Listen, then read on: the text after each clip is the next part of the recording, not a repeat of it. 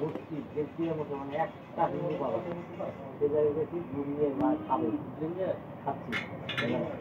কে খাবে দুধের মধ্যে বিল আমার 180 টাকা বাকি দাদা প্রতিদিন আসতে বাকি যদি আপনি আগে কাটবেন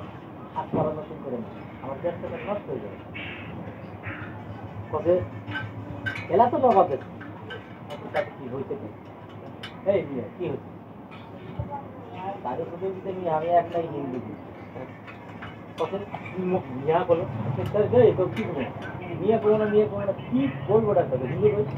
এই হিন্দু বল হ্যাঁ এখন ওই জায়গায় আরেকটা ইয়ে আছে ওই লোকটা মোটামুটি 100 টাকা আছে মোটামুটি 4 হাজার চলবে তারপরে এই যারা থাম কি খারাপ আমাদের নিয়ে